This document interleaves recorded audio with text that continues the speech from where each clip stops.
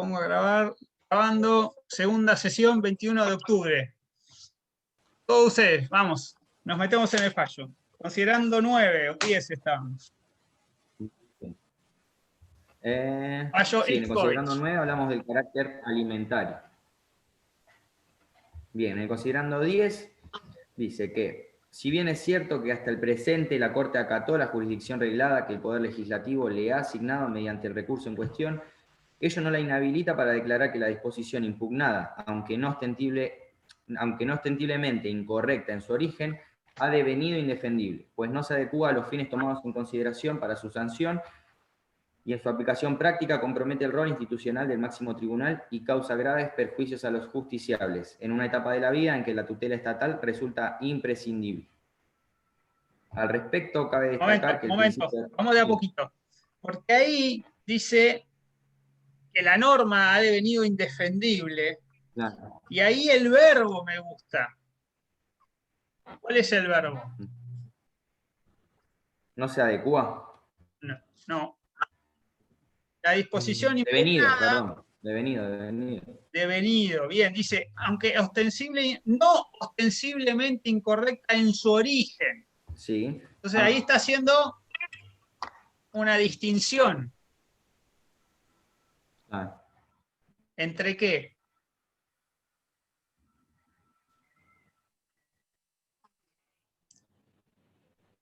Tengo mala conexión. Se cortó, profe, no se escuchó bien. Sí, tengo mala conexión. Está haciendo una distinción entre qué, la Corte. Claro. Entre los fines que buscaban en su origen la norma. Sí, se cortó mal. Ahí está. Sí, te escucho. Claro, hace una distinción entre los fines que buscaba en su origen la norma y que se devino quiere decir que se tornó indefendible, pero en la práctica. Bien, excelente. ¿Y por qué se tornó indefendible? Porque se apartó de la fórmula esta que hablábamos de oportunidad, mérito, conveniencia. Se apartó, o sea, tiene, acá lo dice, no se adecúa a los fines tomados en consideración para su sanción. Es decir, se pierde este sentido de solidaridad y, bueno, de celeridad del proceso y torna una postergación innecesaria al trámite. Entonces, ahí tengo la primera aplicación del principio de razonabilidad, que es adecuación medio-fin. ¿Es este medio, la ley o el recurso contenido en la ley, propicio, adecuado, se adecúa para lograr el fin de la solidaridad, etcétera, etcétera? Ese es el primero. Parecería que no. ¿Cuál es el segundo?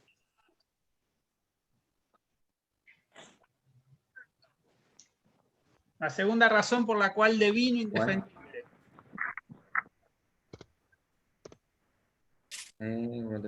La aplicación práctica. Eso. ¿Qué pasó en la práctica?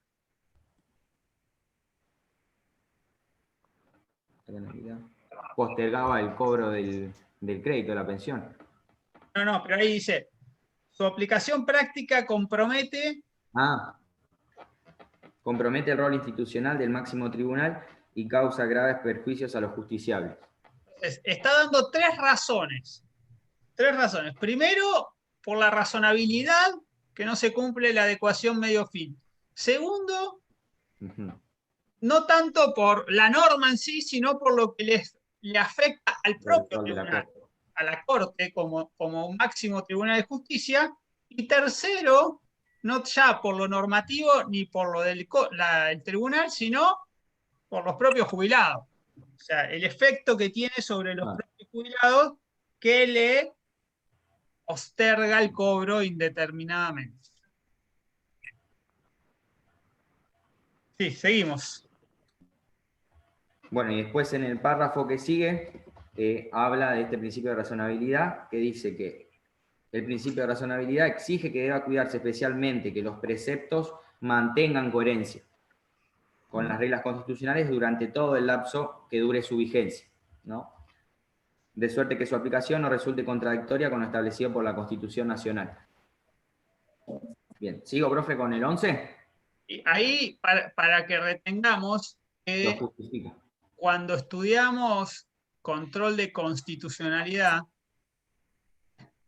sepamos que no es solo un control que se hace de cómo fue escrita la norma, llamémosle, al momento de ser dictada, sino que el control de constitucionalidad también es un ejercicio que hacen los tribunales y la Corte en última instancia de manera permanente. Si yo puedo decir, mire, cuando la ley se dictó o en el medio de su aplicación estaba ok, hoy en día, por tales razones, ya no está más ok. La constitucionalidad también se tiene que ir adaptando a las épocas y a la aplicación de esas normas.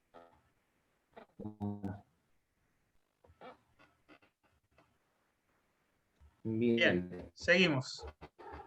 Bueno, en el considerando 11 dice que en ese orden de ideas, sí, el procedimiento previsional se vincula con personas que por lo general han concluido su vida laboral y en la mayoría de los casos han supeditado su sustento a la efectiva percepción de los saberes que les corresponden por mandato constitucional. El fin protector de las prestaciones comprometidas justifica adoptar el criterio que más convenga a la celeridad del juicio, siempre y cuando las partes hayan tenido la oportunidad de ser oídas con arreglo a las reglas del debido proceso. Recaudos que se encuentran asegurados por la existencia de tribunales especializados y la doble instancia. Bien. En este considerando habla también de lo que decía usted, profe, de que se tiene que mantener ese fin protector de los derechos constitucionales, ¿no? Bien, después en el considerando 12, dice que por otra parte las cuestiones federales o trascendentes involucradas en las causas previsionales han sido tradicionalmente resueltas en el marco del recurso extraordinario, en tanto que el propósito de contribuir a la previsibilidad de los requerimientos financieros del sistema de prestaciones se ha visto contemplado por otras normas que rigen la materia y fijan plazos y modalidades. Bueno, y después habla del artículo 22 de la Ley de Solidaridad Previsional y las leyes 25.344 y 25.565. Fíjate que ahí nombra el tema presupuestario. Sí. Claro, de vuelta con el presupuesto, sí. Bueno, y después en el considerando 13, profe, que nosotros lo marcamos como el holding, porque me parece que es muy concreto, ¿sí? Y habla principalmente de los efectos de eso del artículo 19. Ay, Dios mío. Sí. Avancemos, sí. Bien, que sí, considerando 13, perdón, dice que sobre la base de las consideraciones precedentes, corresponde concluir que el artículo 19 de la Ley 24.463 carece actualmente de la racionalidad exigida por la ley fundamental, y por ello debe declararse su invalidez, toda vez que cuando un precepto frustra o desvirtúa los propósitos de la ley en que se encuentra inserto, o bien su aplicación torna ilusorios aquellos, de modo tal que llegue incluso a ponerse en colisión con enunciados de jerarquía constitucional, es deber de los jueces apartarse del federal, pues precisamente esa función moderadora constituye uno de los fines supremos del Poder Judicial y una de las mayores garantías con que éste cuenta para asegurar los derechos contra los posibles abusos de los poderes públicos. Nosotros lo marcamos como el holding porque para mí se puede extraer de este considerando la regla de derecho, ¿no?, que es la invalidez del artículo 19. Bien. Bien.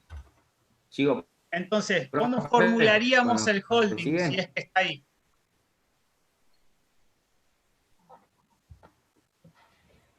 Se declara la inconstitucionalidad del artículo 19 de la Ley 24.463 porque, como decía, en su aplicación tornó ilusorios aquellos fines que tuvo originariamente. Bien, entonces es una inconstitucionalidad ¿de qué tipo? ¿Cómo? ¿Cómo la podemos calificar a la inconstitucionalidad? Me mató, profe. ¿En qué sentido, profe? Claro. Por el análisis que hizo la Corte, podemos ponerle un título a la inconstitucionalidad. No era una inconstitucionalidad por el contenido de la norma cuando se dictó, sino que es una inconstitucionalidad por la práctica, sino por la forma de aplicarla. Funcional, dice Elena. Funcional, bien. una inconstitucionalidad funcional, una inconstitucionalidad sobreviniente, ¿sí? Aparece después, aparece por su aplicación, y una inconstitucionalidad basado en qué análisis, qué tipo de análisis. O a partir de qué principio. El principio de razonabilidad. Principio de razonabilidad. Bien, principio de razonabilidad. Siempre tenemos en cuenta dos principios, el de validez o legalidad y el de razonabilidad. ¿Sí? Básicamente la aplicación medio-fines, si el medio es adecuado, si es el menos lesivo, si es la alternativa menos perjudicial para otros derechos. En ese análisis se centra la Corte y así tenemos que construir todo el holding. Bien, muy bien. ¿Qué más? Ahí en el considerando 13 habla de función moderadora de la Corte. ¿Qué era eso? Sobre todo propósito de la ley, ¿en qué parte?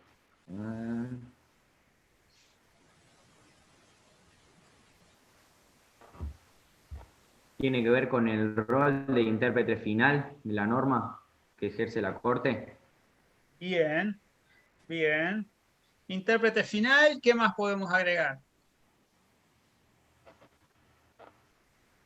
Moderadora, y también me suena, profe, a que las leyes o los reglamentos que dicte el Congreso no se tienen que adecuar a la Constitución. ¿Eso es lo que va a moderar la Corte? Bien. Si yo me centro en el rol jurisdiccional de la Corte, ¿sí?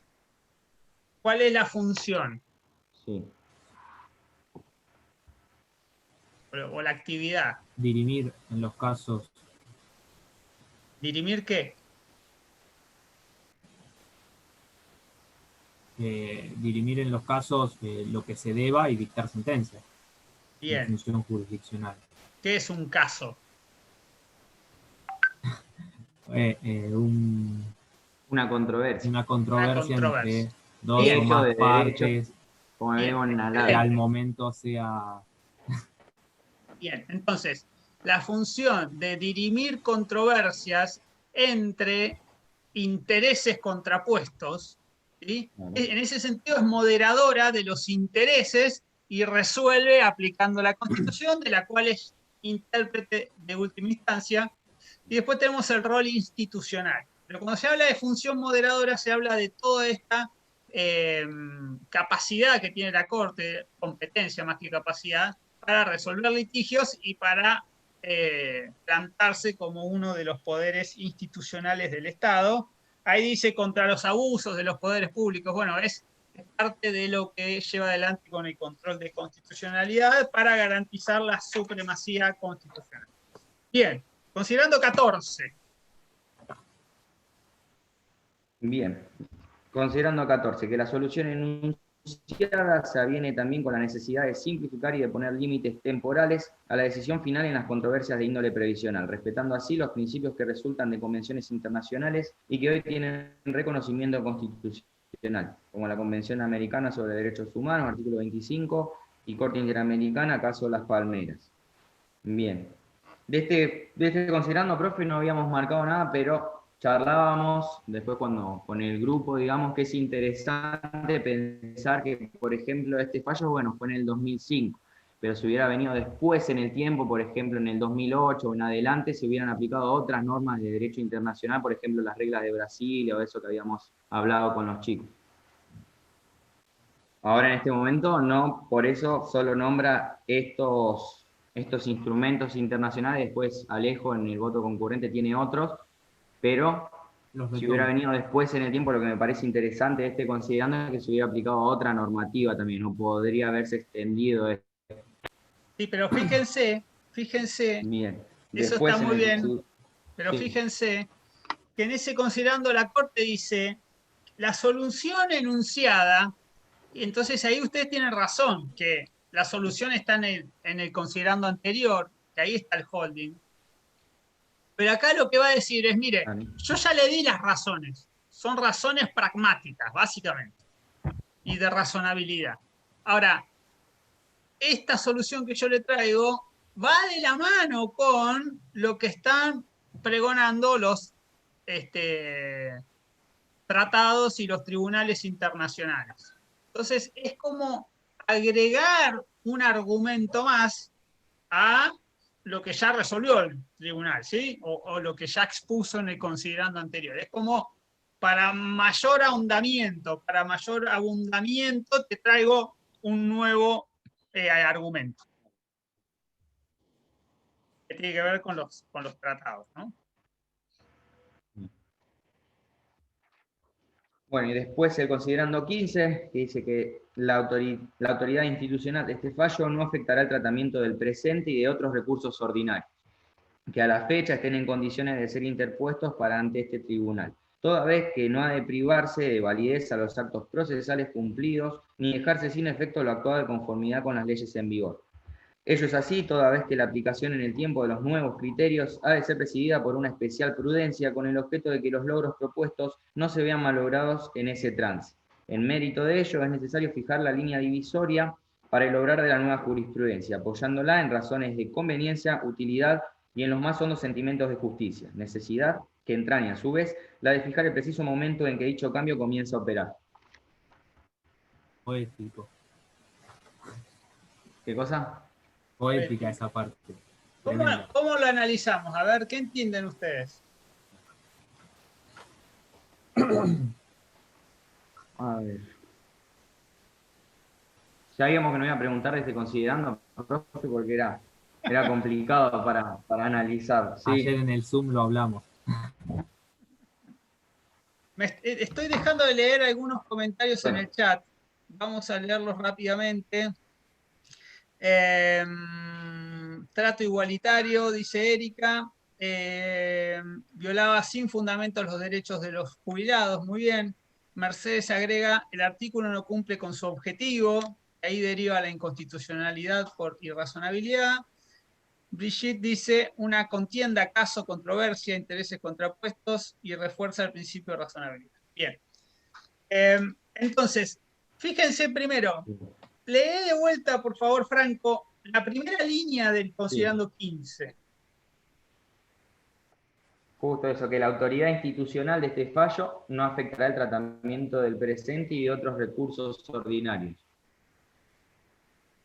Que a la fecha estén en condiciones de ser interpuestos. Bueno, que a la fecha estén en condiciones de ser interpuestos para antes. Si yo digo que estén en condiciones de ser interpuestos, quiere decir que todavía no están interpuestos ante este tribunal. Es decir, lo que la Corte va a fallar se va a aplicar a causas que todavía no les llegaron. Claro.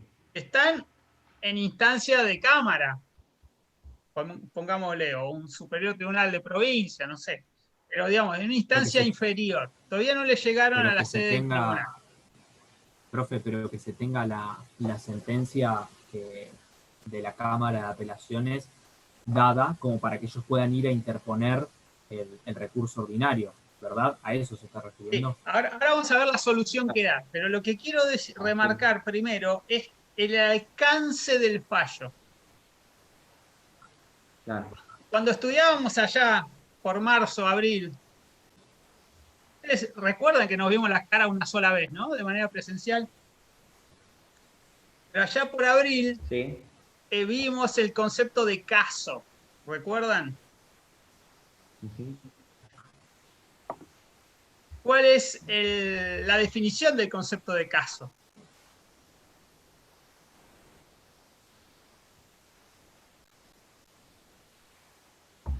Una controversia entre intereses contrapuestos. Se está leccionando un derecho actual. Claro. Bien, y una si... cuestión actual, sí, en la que haya cuestiones de caso no y de es derecho.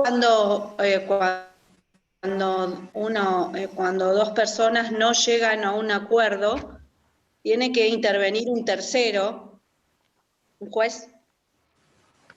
Bien, perfecto. Ahora, la pregunta que le sigue a eso es causa, controversia, perfecto, entre partes. Sí. ¿Cuál es el efecto del fallo, el alcance de un fallo?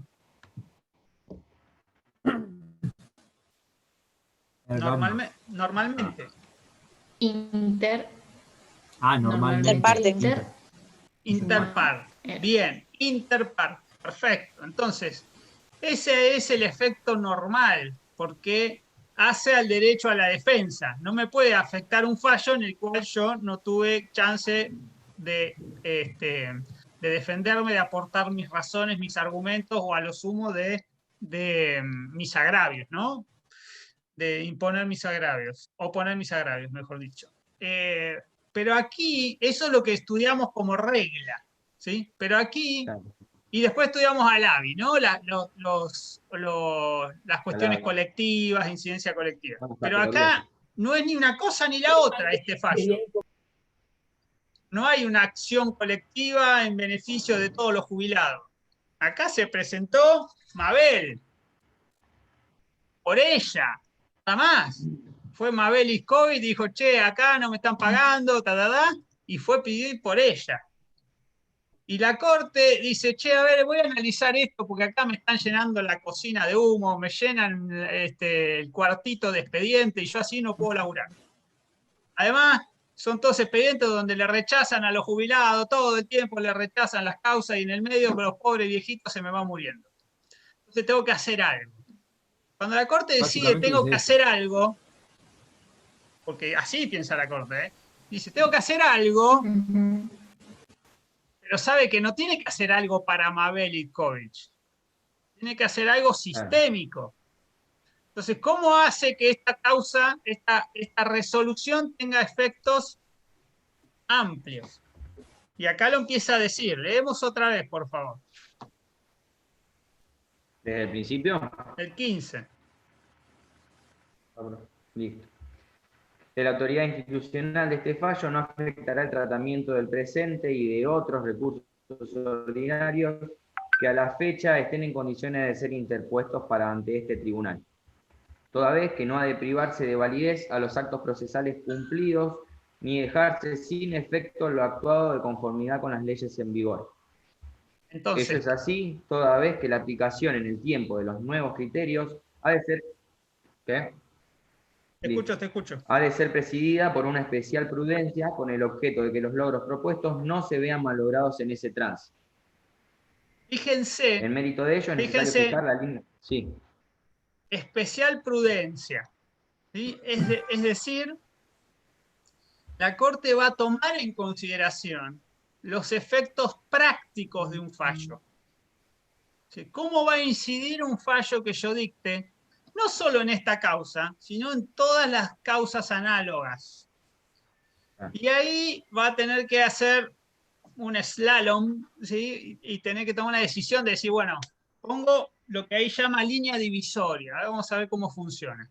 Pero lo que me interesa más allá de cómo resuelve el problema es que la Corte está haciéndose cargo de que un fallo en materia previsional tiene múltiples efectos.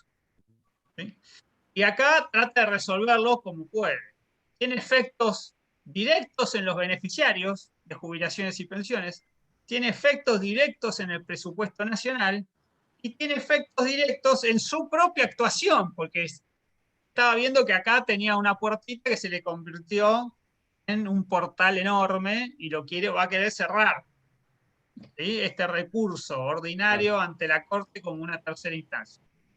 Pero la conclusión que tenemos que sacar es que el efecto del fallo es, por ahí lo escribieron, erga omnes, no es hacia todo el mundo, pero sí es efectos generales, no particulares entre las partes. ¿Sí? Este fallo va a tener efectos generales.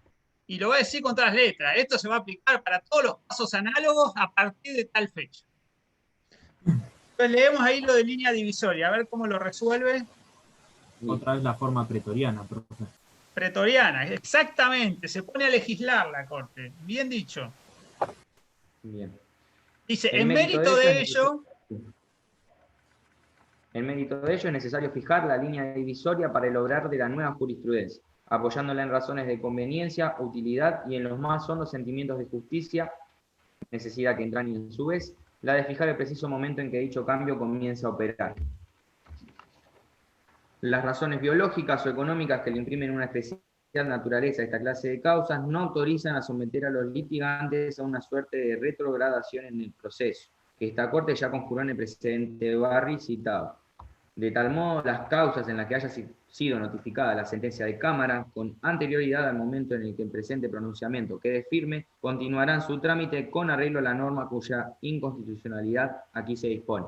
Ahí dice lo que hablaba, profe, que todas las causas que vengan posteriormente a este fallo se van a regular según la inconstitucionalidad del artículo 19 de esta ley.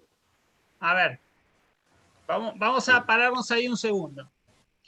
¿Qué efecto concreto tiene en materia procesal esta sentencia? Algunos lo llaman procesal constitucional. ¿Qué resuelve en el fondo, más allá de Icovich, más allá de la materia previsional? ¿Qué resuelve la Corte aquí?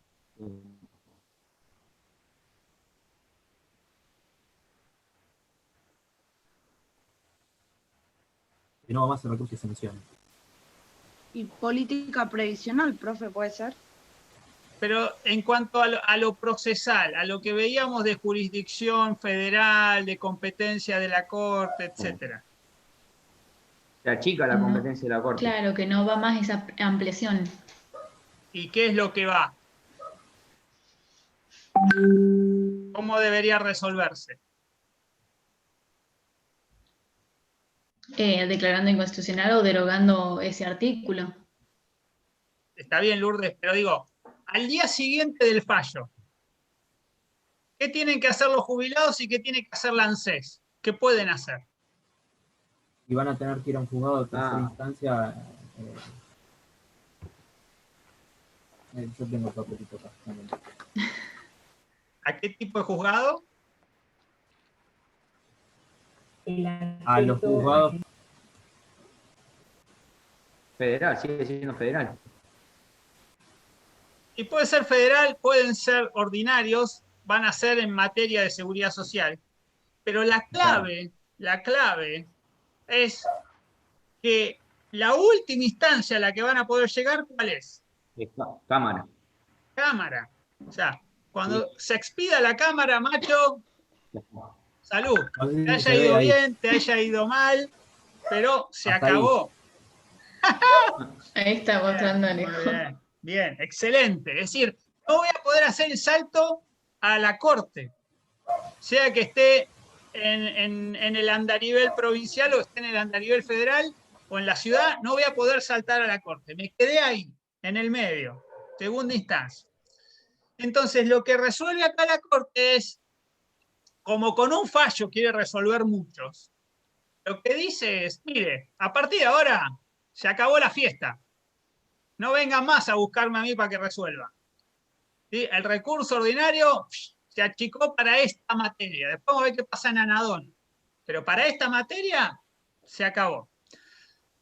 Bueno. Ahora bien, hay un montón de causas que se están sustanciando, que están tramitando. Entonces ahí lo que hace es fijar un hito procesal. Cuando ustedes van a tener que estudiar administrativo, también van a tener que estudiar procesal. Ahí van a ver que hay también fases en un procedimiento. Hay recursos. Yo no soy un especialista, pero acá vamos a leer lo que dice la Corte. Primero dice, las causas en las que haya sido notificada, ¿sí?, al beneficiario, a las partes, llamémoslo más fácil, notificada la sentencia de Cámara, o sea, segunda instancia, con anterioridad al momento en el que presente pronunciamiento quede firme, es decir, sale la sentencia de la Corte y se notifica y queda firme. Si antes de ese momento la sentencia de Cámara ya fue notificada, entonces, es decir, esos recursos sí los voy a recibir y los voy a tramitar, esas sentencias, pero solo esas, las que estaban antes de que hoy yo resuelvo. De acá en adelante, chao. Vuelva todo a la Cámara. O sea, no me lo manden, que quede todo en la Cámara y que resuelva la Cámara y es el última instancia en la materia. ¿Sí? Entonces, la conclusión del fallo es que se elimina. ¿Qué es lo que elimina la Corte?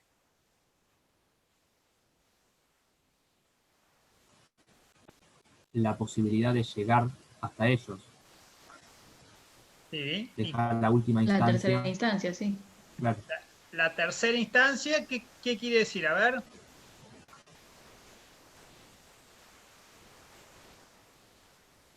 No entendí cómo, qué quiere decir. ¿Qué puerta cierra la Corte? La de que lleguen a la Corte Suprema.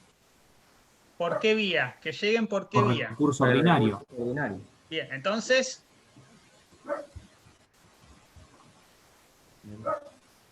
la Corte lo que hace es eliminar la posibilidad del recurso ordinario de apelación en materia previsional. Ese es el título del fallo. En materia previsional no hay más recurso ordinario ante la Corte. Se acabó. Recuerden que el recurso ordinario se podía modificar, ¿se acuerdan? Que habíamos Sí. dicho. Acá la Porque era Corte lo que hace apelada. es cerrarlo, exactamente. Bien.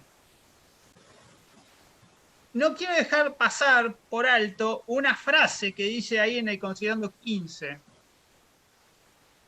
Dice, bueno, razones de conveniencia y utilidad para apoyar la nueva jurisprudencia. Hoy yo les había dicho, la Corte no se mete a analizar la oportunidad, mérito y conveniencia de las leyes, pero acá sí lo utiliza para dictar el fallo. Es decir, otra vez el criterio de pragmático, ¿sí? No son razones de legales, son razones utilitarias. Ahí, recuerden,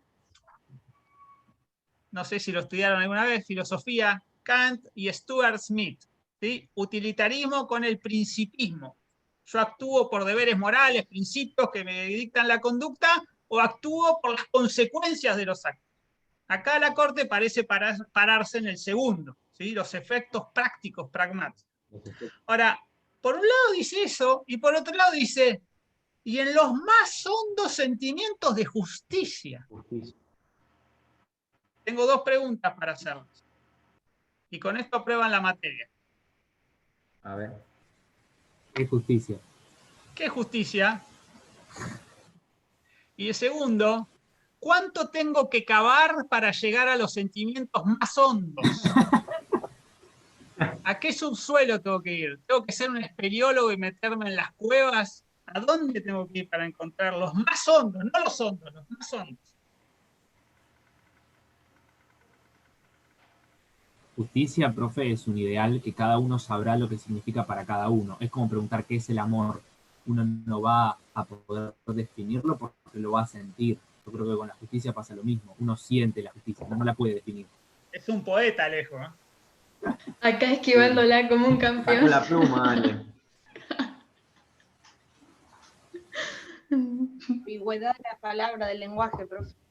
Bien, ¿vieron por qué tenemos que ver lenguaje? ¿Y por qué tenemos que identificar el contenido naturista de los fallos? ¿Sí? Esencialista, porque está muy cargado la Corte de todo esto, y sobre todo cuando quiere ratificar algo sosteniendo, ¿no? Quiere darle como más peso. Queda bien decir los sentimientos más hondos, después quiere encontrarlos a algún lado. Bien, ¿quién firma el fallo? Sí. Leo, profe. Por ello, oída la señora Procuradora Fiscal, el Tribunal resuelve declarar la invalidez constitucional del artículo 19 y firma Petracci. Momento. No es tan fácil la vida. Con el alcance que surge de los antecedentes. No es menor el alcance, porque ya lo vimos. Es un alcance que en términos de a quién aplica, va a ser un alcance general, no solo para el caso, y en términos, llamémosle cronológicos, va a ser un alcance limitado, ¿sí? Va a decir, de acá en adelante, lo que venía para atrás sigue como estaba, pero de acá en adelante sí se va a aplicar. Entonces tenemos que hacer esas dos distinciones. Pero después dice, y declarar Desierto el recurso interpuesto por la ANSES. ¿Qué quiere decir? ¿Cuál No Sahara? tiene ¿Qué quiere decir? fundamento. ¿Cómo, Lourdes? Que no tiene fundamento. Que no tiene Vale. fundamento el recurso. Bien. Que no tiene fundamento el recurso. Bien. Declarar desierto es admitirlo o rechazarlo. Sería más como rechazarlo Rechazarlo. que admitirlo. Exactamente, es rechazarlo. Declarar desierto es rechazarlo. Pero, como bien dice Lourdes, por falta de fundamento. ¿Sí? Claro, no por Demostrará- no ser admisible, sino por falta de fundamento. Y habla de Exactamente. eso en el considerando 16, profe. A ver. Que en el considerando 16 dice que por ser ello así corresponde examinar los agravios de la demandada, que sostiene de modo genérico que el fallo apelado es arbitrario, pero no señala los aspectos específicos de la decisión que le causan perjuicio. Después más abajo dice, todo ello sin una adecuada referencia a las particulares circunstancias de la causa y sin advertir que esos antecedentes habían sido aplicados por el acuo. No configura una crítica concreta de la sentencia objetada, lo cual conduce a declarar la deserción del recurso. O sea, con este considerando 16 concluye la falta de fundamento en el recurso que pone el ANSES. Excelente. ¿Quién era la cubo? Cámara. O Bien. un tribunal anterior. Bien. Como el anterior.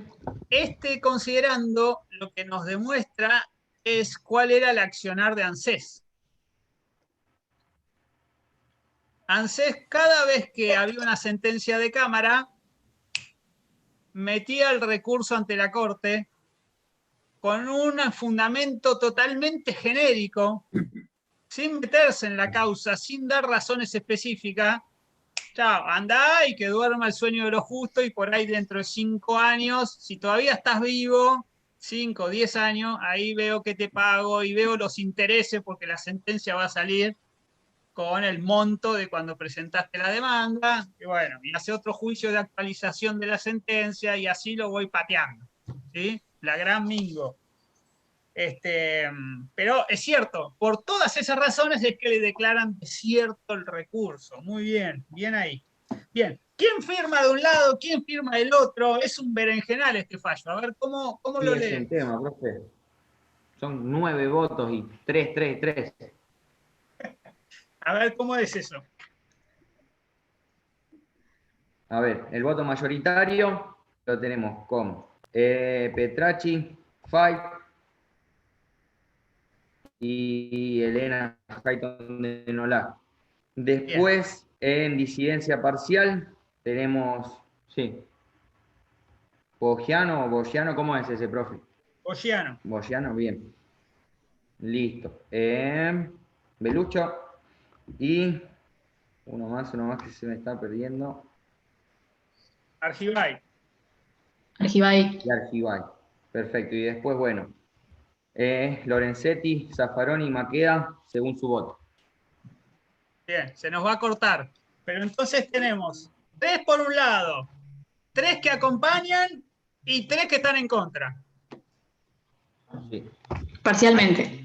Parcialmente, sí. Para todos los gustos tenemos acá. Bien. Y encima los que hacen su voto propio, hay 2 que están juntos y uno que está aparte. Ni siquiera se Esta juntaron. parte. Bien, es un gran rompecabezas. Bueno, se va a cortar, señoras y señores. Ahora seguimos analizando los